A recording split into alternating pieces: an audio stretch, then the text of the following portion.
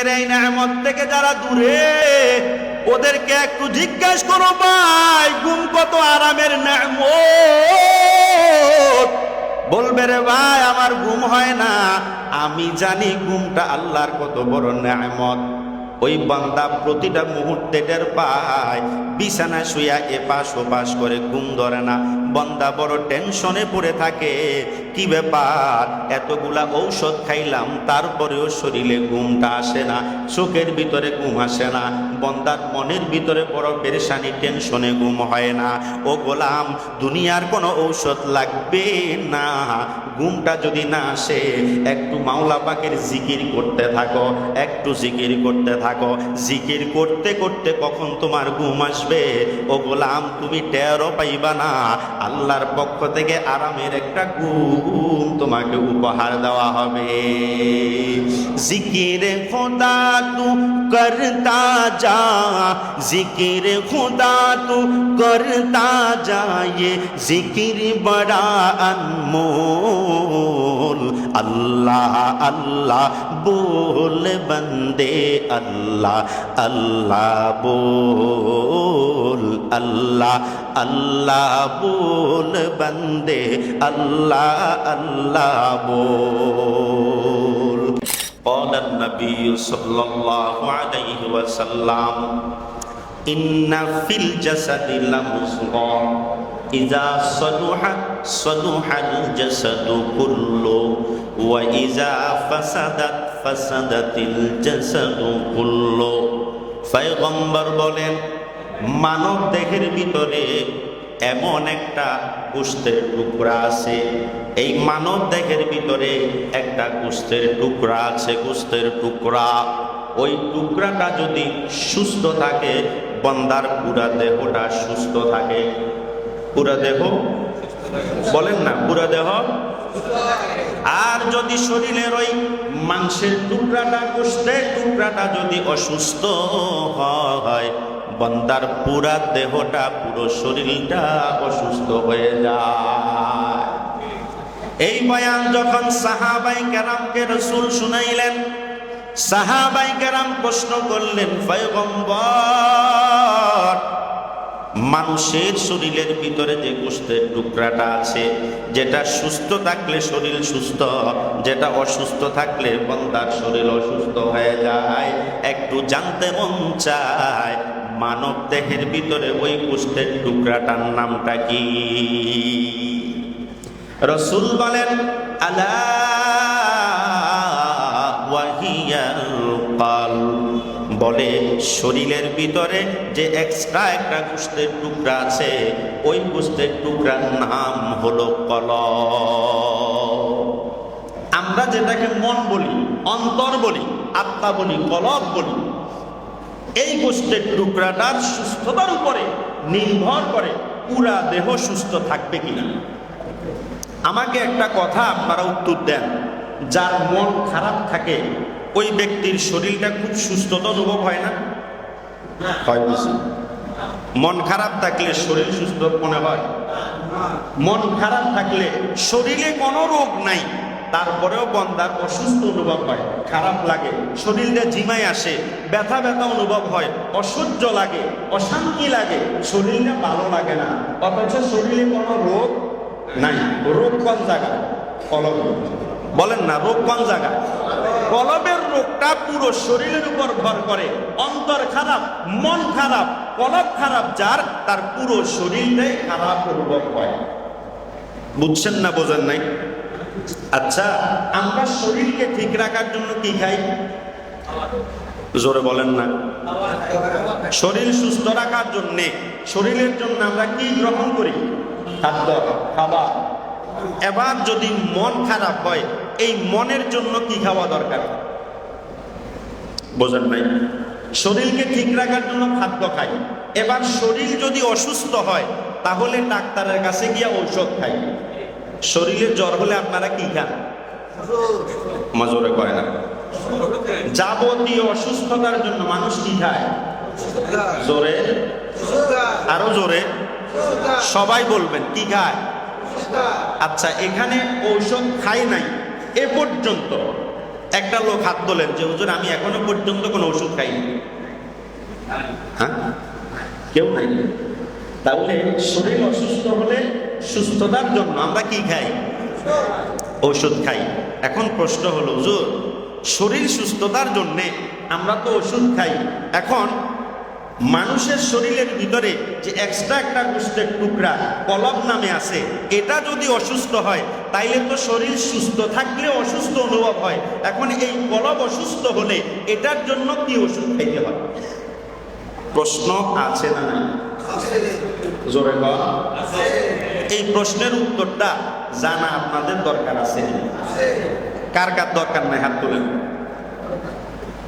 সবাই আছে, বুঝে গেছে, মনোযোগ আছে। এরকম অনেক সময় দরকার থাকলে হাত তোলে, অনেক সময় না থাকলেও হাত তুলিয়ে ঘুরে হয় কি হয় না? তাহলে সবার দরকার আছে। আজকে আমার আলোচনার বিষয় হলো এটা। আল্লাহ রব্বুল আলামিন কালামে হাকিমের অনেকগুলো আয়াতে এটার শিফা, এটার চিকিৎসা আল্লাহ বলে দিয়েছেন। রসুল তিনার হাদিসের ভিতরেও বলে দিয়েছেন। কারো যদি মন খারাপ হয়, মনে পেরেশানি হয়, টেনশন হয়, এটার ঔষধ তো দরকার আছে। আজকে আমি আপনাকে মনের টেনশন, পেরেশানি, চিন্তা, অশান্তি, এটার জন্য যে ঔষধ গ্রহণ করা দরকার, ওই ঔষধটা আমি আপনাকে একটু বলে যাচ্ছি। মনের রোগের, অসুস্থতার জন্য যে ওষুধ সেবন করতে হয়, এটার একটা ঔষধ আল্লাহ রাব্বুল আলামিন সূরাতুর রা'দের 28 নম্বর আয়াতে কারিমার ভিতরে বলতেছে, আলা বিযিকিরিল্লাহি তাতমাইন্নুল কুলুব।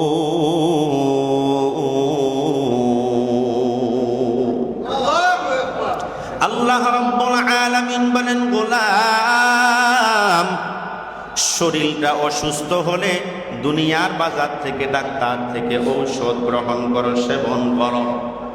অথচ যেই কলবটা পুরো শরীরটা সুস্থ রাখার জন্য কাজ করে, যেই কলবটা আবার শরীর অসুস্থ হওয়ার জন্যও কারণ বনে, ওই কলবটাকে যদি সুস্থ রাখতে হয়, ওটার জন্য একটা ঔষধ আছে। আল্লাহ রাব্বুল আলামিন বলেন, তোমার মনে রোগ ধরেছে, মনের ভিতরে টেনশন, এটার জন্য অনেক ঔষধ দুনিয়া থেকে খেয়েছ। অনেকে ফ্রেনজিট খায়, ল্যানজিট খায়, লিনবিক্স নামক লাল লাল ঔষধগুলা খায় কি খায় না? টেনশনের কারণে মাথা গরম হয়ে যায়, পেরেশানি হলে ঘামায়া যায়, বান্দার মন ভালো থাকে না, শরীরটাও ভালো থাকে না। ডাক্তারের কাছে গেলে ফ্রেনজিট গ্রুপের যে কোনো একটা ঔষধ আপনাকে প্রেসক্রাইব করবে।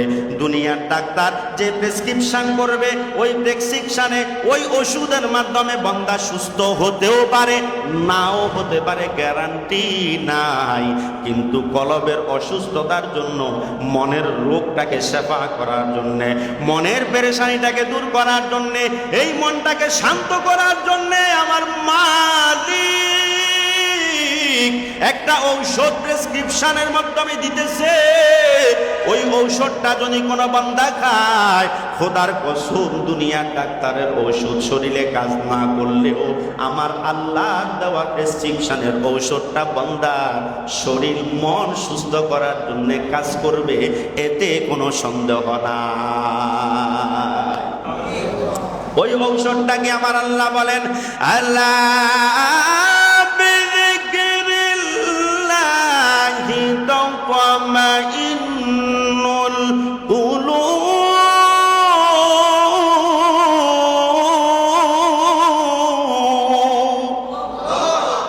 আল্লাহ বলেন, ওই মনের পেরেশানি, মনের রোগকে সেবা করার জন্য একটাই ঔষধ। ওই ঔষধের নাম হলো মাওলা পাকের জিকির। জিকির হাকা মদ গজাই রূহরা মারহামা আমত ই দিলে মজরুহরা। লা ইলাহা ইল্লাল্লাহ, লা ইলাহা ইল্লাল্লাহ, লা ইলাহা ইল্লাল্লাহ, লা ইলাহা ইল্লাল্লাহ। ইল্লাল্লাহ লা ইলাহা ইল্লাল্লাহ লা ইলাহা ইল্লাল্লাহ। এই জিকিরটা হলো বান্দার রোগের শেফা। মনের পেরেশানি আছে, মাথা গরম, বিভিন্ন টেনশনে বান্দা আক্রান্ত, ওই বান্দার মনের পেরেশানি যদি দূর করতে হয়, ও বান্দা একটু একাগ্র চিত্তে বসিয়া মাওলা পাকের জিকির দিলে দিলে করতে থাকো। আমি গ্যারান্টি দিয়া বলতে পারি, যত বড় পেরেশানি হোক না কেন, সব পেরেশানি মাওলার জিকিরের মাধ্যমে দুর্বল হয়ে যাবে। মাওলা পাকের জিকিরে কলবের শান্তি মিলে, মনের পেরেশানি দূর হয়। এই প্রেসক্রিপশন কে দিয়েছেন বলেন? ওমা এত আসতে কে দিয়েছে? এই প্রেসক্রিপশন আমার আল্লাহ দিয়েছে। দুনিয়ার ডাক্তার দিলে সন্দেহ তো থাকতো। হ্যাঁ, দুনিয়ার ডাক্তারের প্রেসক্রিপশনের ওষুধ খেয়ে অনেক মানুষ মারা গেছে, এমন ঘটনা আপনাদের জানা আছে না নাই? তার মানে হলো ডাক্তার যে ঔষধ লিখবে এটা ভুলও হইতে পারে, আবার শুদ্ধও হইতে পারে, কিন্তু আল্লাহ যে ঔষধ লিখে দিছেন এই ঔষধের ভিতরে কোনো ভুল না। যদি বান্দা আল্লাহর উপরে বিশ্বাস করে, ও গোলাম, আল্লাহর প্রতি যদি তোমার বিশ্বাস, তোমার শরীরে কাজ করবে, কোনো সন্দেহ নাই। এরে আল্লাহ পাকের গোলাম, জিকিরের মাধ্যমে বান্দার দিলটা প্রশান্ত হবে। কারণ এই দিলের ভিতরে যদি মাওলা পাকের জিকিরকে যদি জায়গা দিতে পারো, দুনিয়ার কোনো টেনশন তোমার আর টেনশন মনেই হবে না। এমন অনেক আল্লাহর গোলাম আছে, টেনশন পেরেশানির কারণে রাত্রে ঘুম হয় না, ঘুমের মতো নেয়ামত বান্দার জন্য নাই। ওই বান্দা কত প্রকার ঔষধ খায় শুধু একটু আরামের ঘুমানোর জন্য, এতগুলা ঔষধ খাইয়া শোয়ার পরেও বান্দার ঘুম ধরে না। আছে না নাই? কোটি টাকার মালিক দেখো অভাব হয় না দূর, গরিব দেখো আরামে ঘুমায় মনটা বাহাদুর। অনেক গরিব আছে, শুইতে দেরি হয়, ঘুম আসতে বান্দার দেরি হয় না। আর কোটি টাকার মালিক অনেক ওষুধ খাওয়ার পরেও বান্দার চোখে ঘুমটা আসে না। এই ঘুমটা হলো আল্লাহ পাকের পক্ষ থেকে অনেক বড় নেয়ামত। আল্লাহ পাকের এই নেয়ামত থেকে যারা দূরে, ওদেরকে একটু জিজ্ঞাসা করো, ভাই ঘুম কত আরামের নেয়ামত। বলবে, রে ভাই আমার ঘুম হয় না। আমি জানি ঘুমটা আল্লাহর কত বড় নেয়ামত। ওই বান্দা প্রতিটা মুহূর্তে টের পায়, বিছানায় শুয়া এপাশ ওপাশ করে ঘুম ধরে না। বান্দা বড় টেনশনে পড়ে থাকে, কি ব্যাপার, এতগুলা ঔষধ খাইলাম তারপরেও শরীরে ঘুমটা আসে না, চোখের ভিতরে ঘুম আসে না। বান্দার মনের ভিতরে বড় পেরেশানি, টেনশনে ঘুম হয় না। ও গোলাম, দুনিয়ার কোনো ঔষধ লাগবে না, ঘুমটা যদি না আসে একটু মাওলা পাকের জিকির করতে থাকো, একটু জিকির করতে থাকো। জিকির করতে করতে কখন তোমার ঘুম আসবে ও গোলাম তুমি টেরও পাইবা না। আল্লাহর পক্ষ থেকে আরামের একটা ঘুম তোমাকে উপহার দেওয়া হবে। জিকির খোদা তু করতা যা, জিকির খোদা তু করতা যা, ये जिकिर बड़ा अनमोल। अल्लाह अल्लाह बोल बंदे, अल्लाह अल्लाह बोल, अल्लाह अल्लाह बोल बंदे, अल्लाह अल्लाह बोल। মনের বাগানকে সাজার বন্ধু তারি প্রেমের ফুল দিয়ে, তারি প্রেমের ফুল দিয়ে। আধার জীবনকে কর উজালা তারি নূরের আলো দিয়ে, তারি নূরের আলো দিয়ে। মনের বাগানকে সাজার বন্ধু তারি প্রেমের ফুল দিয়ে, তারি প্রেমের ফুল দিয়ে আধার জীবনকে কর উজালা, তারি নূরের আলো দিয়ে, তারি নূরের আলো দিয়ে। আল্লাহ প্রেমের প্রেমিক হতে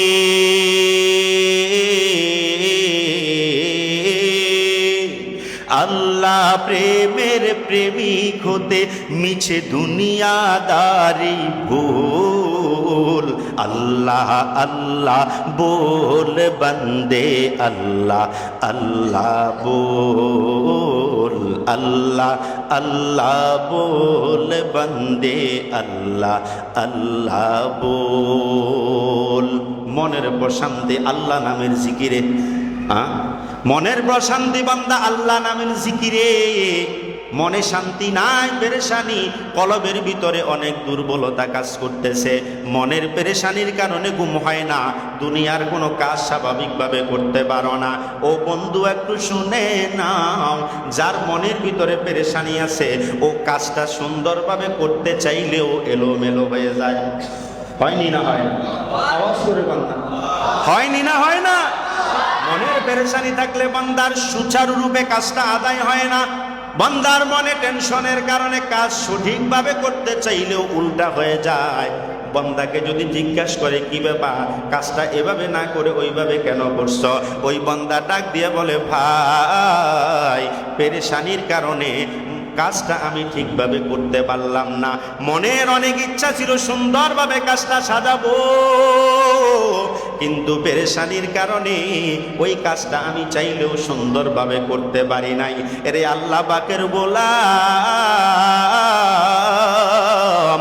মনের পেরেশানির কারণে যদি কাজগুলা এলোমেলো হয়ে যায়, সুন্দরভাবে করতে যদি না পারো, দুনিয়াতে তুমি ক্ষতিগ্রস্ত হইবা কি হইবা না? আরো জোরে কোন হইবা কি হইবা না? এই মনটা যার খারাপ হবে ওই বান্দা দুনিয়ার গুনাহের ভিতরে বেশি বেশি পড়ে যাবে, কারণ বান্দার ভিতর থেকে আল্লাহ পাকের ভয় চলে যাবে।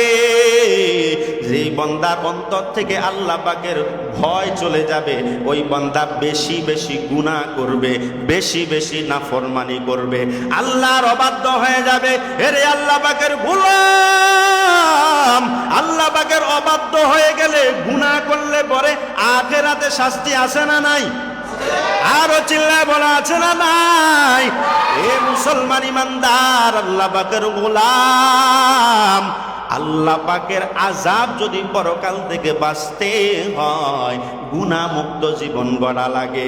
আর গুনাহমুক্ত জীবন গড়তে হলে মনটাকে আগে পরিশুদ্ধ করা লাগবে, আর মনটা পরিশুদ্ধ হবে মাওলা পাকের জিকিরে।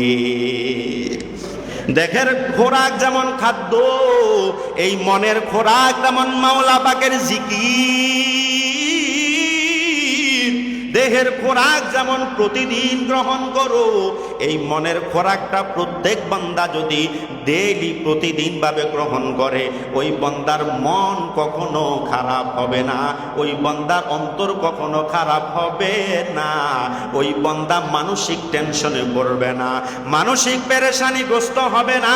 এই মনটা যার প্রফুল্ল, ওর দেহটা বড় প্রফুল্ল। এই মনটা যার ভালো, তার দেহটা ভালো অনুভব হয়। মনে যখন খুশি লাগে অসুস্থ অবস্থায় বান্দার কাছে ভালো লাগে। মন যত ভালো হয় দেহটা তত বেশি ভালো মনে হয়।